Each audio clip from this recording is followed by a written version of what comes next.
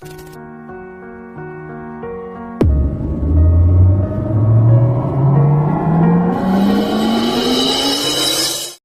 Morning students. आज हम आपके लिए लेकर उपस्थित हुए हैं एडजेक्टिव क्लॉज। एडजेक्टिव क्लॉज अर्थात विशेषण उपवाक्य। ये विशेषण उपवाक्य व्याख्यान करूं उससे पहले मैं आपको कहूं कि इससे पूर्व में मैंने पिछले वीडियोस में आपको एक और जो दिया था वो था एडजेक्टिव क्लॉज की तरह नाउन क्लॉज। तो नाउन क्लॉज का हमने विधिवत अध्ययन करके आपको समझा दिया। अब हम शुरुआत करते हैं एडजेक्टिव क्लॉज। और एडजेक्टिव क्लॉज है, हम इसको दूसरे नाम से पुकारते हैं रिलेटिव क्लॉज। रिलेटिव क्लॉज अर्थात संबंधवाचक उपवाक्य।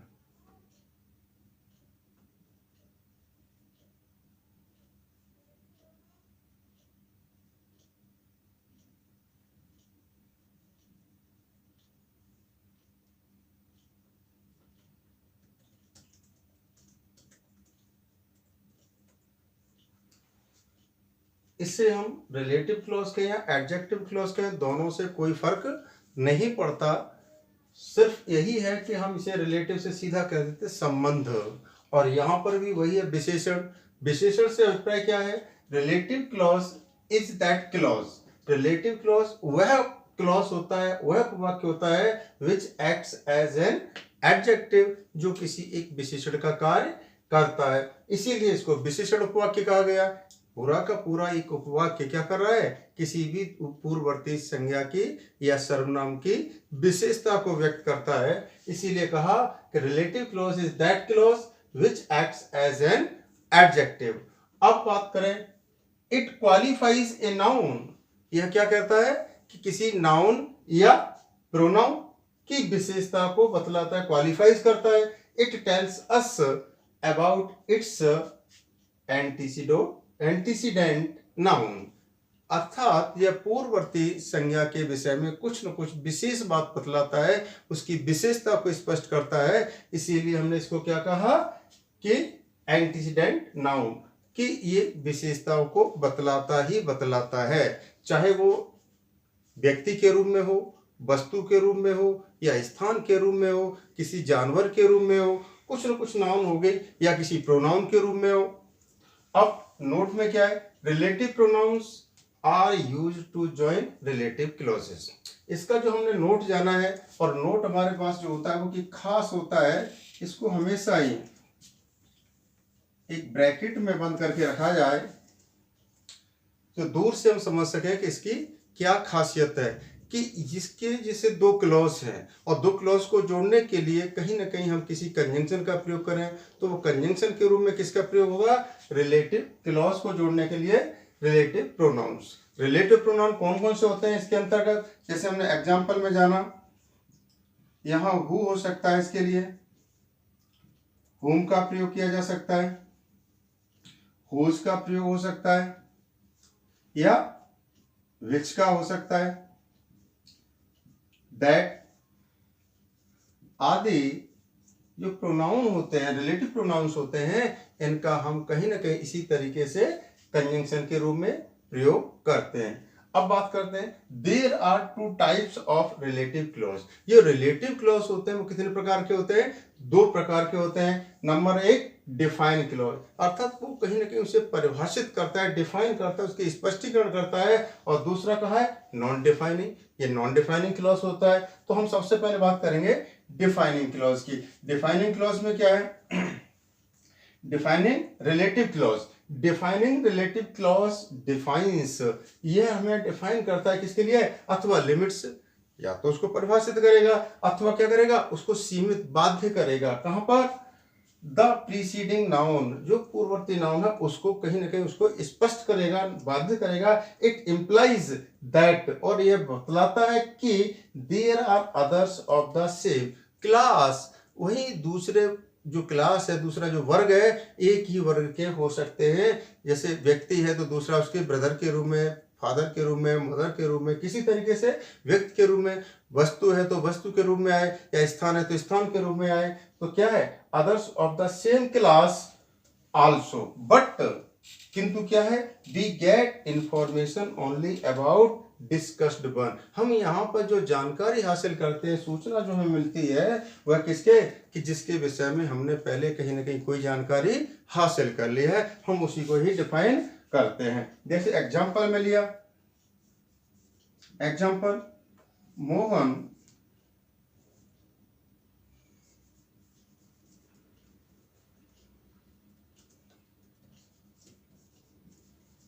whom I told you is a good person।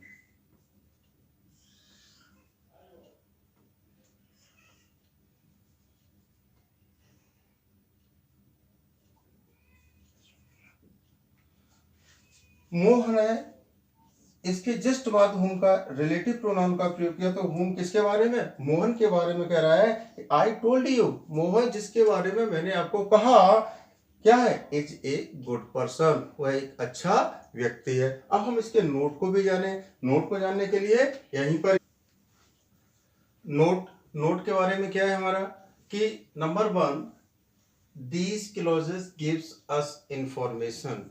ये जो क्लॉजेस होते हैं, रिलेटिव क्लॉजेस होते हैं, वो हमें क्या करते हैं, सूचना देते हैं। एज एन एडजेक्टिव, विशेषण के रूप में, अबाउट एनी पर्सन, किसी व्यक्ति के विषय में, वस्तु के विषय में, या किसी प्राणी अर्थात पशु के विषय में हमें ये सूचना मिलती है। सेकंड नोट क्या है, विदाउट डिफाइनिंग क्लॉज, बिना किसी भी डिफाइनिंग क्लॉज के, the identification of any noun, किसी भी संज्ञा की जो पहचान है वो कैसी रहती है, रिमेन्स हाफ, आधी ही रह पाती है, आधी जानकारी मिल पाती है।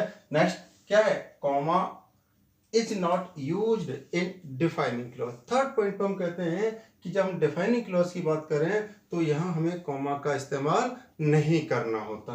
अब कैसे, कि जो हम डिफाइनिंग क्लॉज की बात करें, एग्जाम्पल के बतौर ले लें, जैसे my brother who lives in America visited us last week. मेरा जो भाई है, माई ब्रदर क्या है, ये नाउन के रूप में है, और हु रिलेटिव प्रोनाउन है, मगर यह जोड़ रहा है किसको, हु लिव्स इन अमेरिका, जो रिलेटिव क्लॉज के रूप में प्रयोग है, क्लॉज। और विजिटेड अस लास्ट वीक, ये क्या है, ये कहलाएगा हमारा प्रेडिकेट, वर्ब के बाद और अंत तक क्या है, प्रेडिकेट।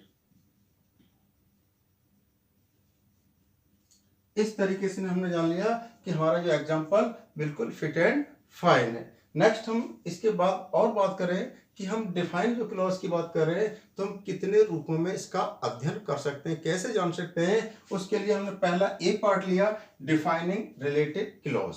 डिफाइनिंग रिलेटिव क्लॉज अर्थात व्यक्तियों के साथ, किस तरीके से हम व्यक्तियों के साथ डिफाइनिंग क्लॉज का प्रयोग कर रहे होते हैं। तो इसके नंबर 1, इसको भी हम सुविधा के लिए क्या करें, अनेक पॉइंटों में जो होते हैं तो अलग अलग टुकड़ों में करके क्लियर करना चाहते हैं, जिससे स्पष्ट हो जाए। तो नंबर 1 हमने पॉइंट लिया है, हु दैट, हु अथवा दैट आफ्टर सब्जेक्ट, सब्जेक्ट के तुरंत बाद हु या दैट का प्रयोग किया जाता है। अब एग्जाम्पल से समझ में आए, the boy who top the class, वह बालक जिसने क्लास को टॉप किया, वाज अवार्डेड, उसे सम्मानित किया गया। तो ये क्या है, द बॉय नाउन है, who relative pronoun, top the class, जिसने, इसकी क्वालिटी बता दी, विशेषता बतला दी, तो क्या है, ये रिलेटिव क्लॉज हो गया, रिलेटिव क्लॉज, ठीक है। अब इसके बाद वाज अवार्डेड, इसका प्रेडिकेट है, ये एग्जाम्पल फिट हुआ। द बॉय के बाद हु आ गया, जो हम इसकी बात कर रहे थे। नेक्स्ट नोट, इसमें भी एक नोट और है, क्या है, that can be used just after all, everyone, everybody, no one, nobody, those, etc। अर्थात all, everyone, everybody, no one, nobody और दोज के बाद हु की तरीके से दैट का भी प्रयोग किया जा सकता है। जैसे एग्जाम्पल में लिया हमने एवरीबडी हु न्यू हिम, प्रत्येक व्यक्ति जो उसे जानता था, लाइक हिम। तो यहां पर हमने हु का प्रयोग किया है, हु के स्थान पर हम दैट का भी प्रयोग करते हैं, फिर भी बिल्कुल सही है जो हमारे नोट के अकॉर्डिंग है। अब हम नेक्स्ट जो फर्स्ट पॉइंट लिया, सेकंड पॉइंट की बात करें, हुम, हु या दैट क्रिया के ऑब्जेक्ट के रूप में इनका प्रयोग किया जाता है। कैसे किया जाता है? एग्जाम्पल है, गॉड हेल्प्स दोज, ईश्वर उनकी सहायता करता है, हु हेल्प देमसेल्फ, जो अपने आप स्वयं मदद करते हैं। तो यहां पर हेल्प्स जो वर्ब है, वर्ब के बाद दोज ऑब्जेक्ट के रूप में आ गया, तो ये हु, तो उसके बाद हु का प्रयोग हो गया, who help them, themselves, clear हुआ। अब नेक्स्ट एग्जांपल एक और लिया, the boy whom you met yesterday is my friend। अब आप कहेंगे कि whom ऑब्जेक्ट के बाद नहीं है, पर whom अपने आप में ऑब्जेक्ट है क्योंकि वो who का ऑब्जेक्ट होता है। तो the boy whom you met, वह बालक जिससे कल आप मिले, इज माई फ्रेंड, वह मेरा मित्र है। तो हमने 1 और 2 पॉइंट, पहला और दूसरा पॉइंट जान लिया। अब हम बात करेंगे थर्ड पॉइंट, इसी में ही जो डिफाइनिंग रिलेटिव क्लॉज के अंतर्गत है। नंबर थर्ड नंबर पर क्या है? whom या that प्रपोजिशन के साथ, यानी whom का और that का प्रयोग जो है प्रपोजिशन के साथ भी किया जाता है। The student with whom I live is an intelligent, वह विद्यार्थी जिसके साथ मैं रहता हूं वह एक होशियार विद्यार्थी है। अब क्या है? द स्टूडेंट ये नाउन है, इसके साथ विद whom, जैसा कि हमने कहा कि प्रपोजिशन हमारा क्या आ गया? विद, किसके साथ प्रयोग किया? whom के साथ। तो विद whom आई लिव, ये आई लिव, ये क्या हुआ? Relative clause, relative clause. और लास्ट ये प्रेडिकेट, और स्टूडेंट क्या है? नाउन, तो इसकी विशेषता को स्पष्ट कर दिया। दूसरा एग्जाम्पल और लिया है साथ में, the student that I live with it. अब यहाँ क्या है? यहाँ तो हमने whom से पहले विद का प्रयोग किया और यहाँ बाद में, क्योंकि दैट के साथ अक्सर जो है हमारा बाद में ही आएगा। अब यहाँ क्या है? द स्टूडेंट नाउन हो गया, ऊपर वाले में ये नाउन था, दैट रिलेटिव कंजंक्शन हो गया, रिलेटिव प्रोनाउन हो गया। अब यहां से लेके यहां तक, विद तक, जैसा हमने प्रपोजिशन के साथ कहा, प्रपोजिशन के साथ आया। इज एन इंटेलिजेंट, ये अपना प्रेडिकेट, और ये रहा रिलेटिव क्लॉज। इस तरीके से हमने सुगमता से इसके रिलेटिव क्लॉज को जान लिया कि रिलेटिव क्लॉज क्या है, वो रिलेटिव क्लॉज ये स्पष्ट हो गया।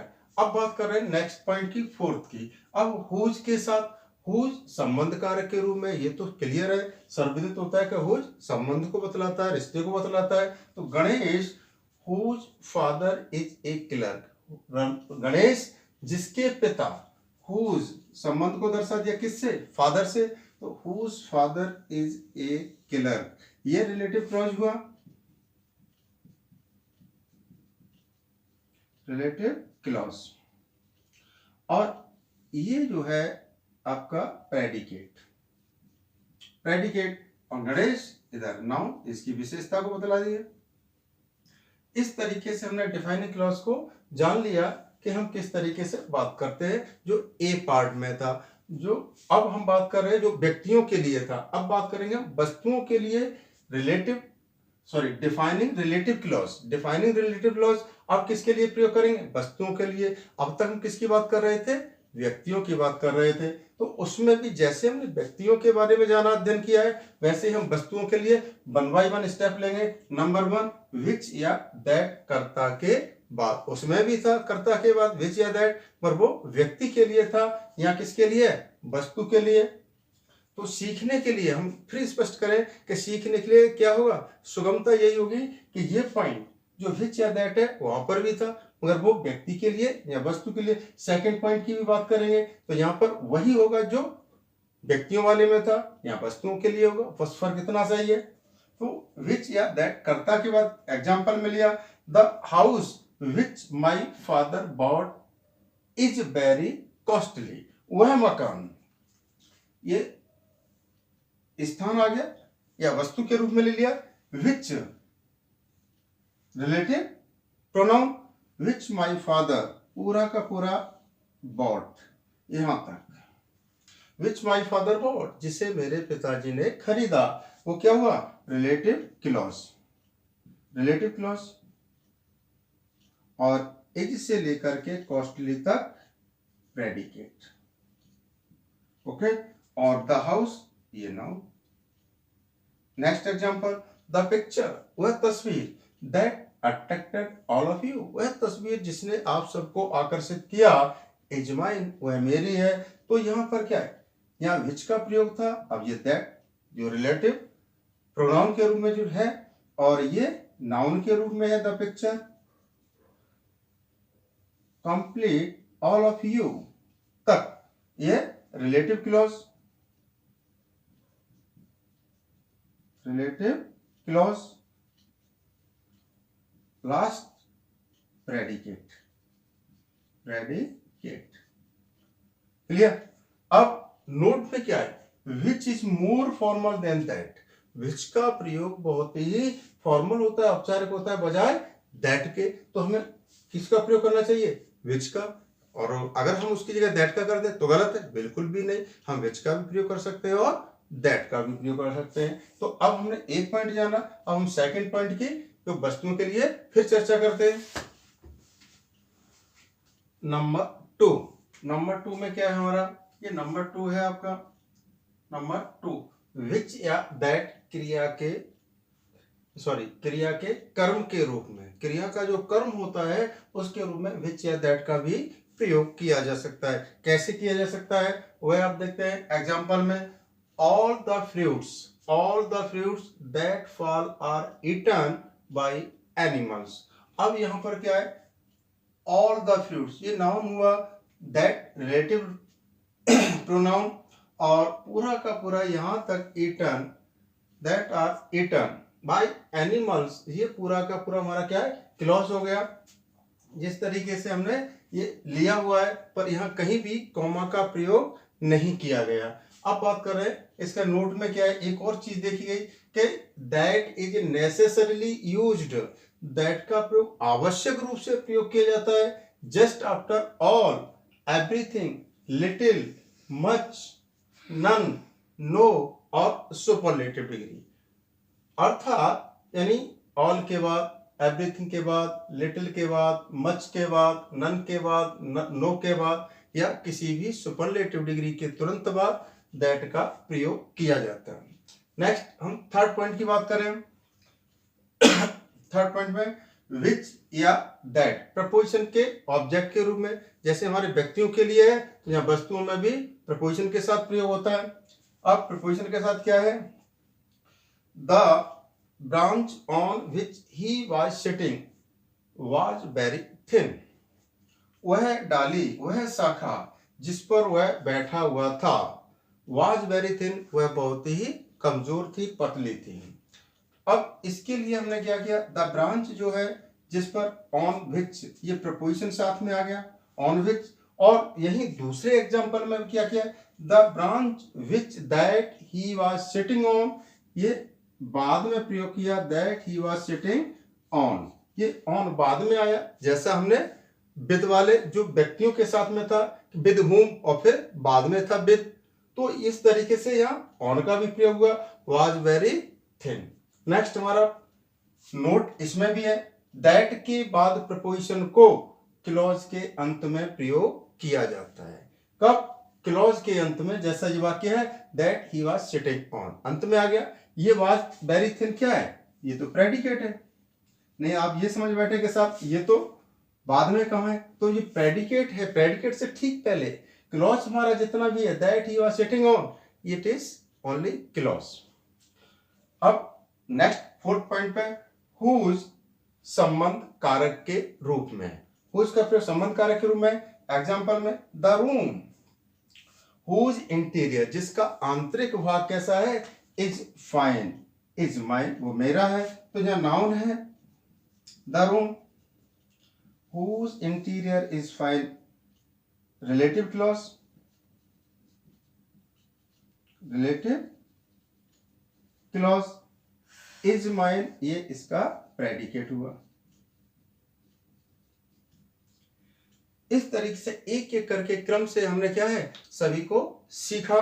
और जहां तक हमारे जो रिलेटिव प्रोनाउन को हमने जो सीखा, रिलेटिव क्लॉज को जो सीखा, वन बाय वन करके, पहले व्यक्तियों के लिए फिर वस्तुओं के लिए, तो इसी तरीके से हम नॉन डिफाइनिंग में, अभी डिफाइनिंग में किया, अब सेकंड वीडियो जो नेक्स्ट वीडियो लेके आएंगे वो नॉन डिफाइनिंग क्या करेंगे, वो भी यही क्रम होगा, पर स्टेप बाय स्टेप एक एक करके सीखेंगे, वही हमें सीखने में सुगमता होगी। इसी के साथ आप सभी को थैंक यू।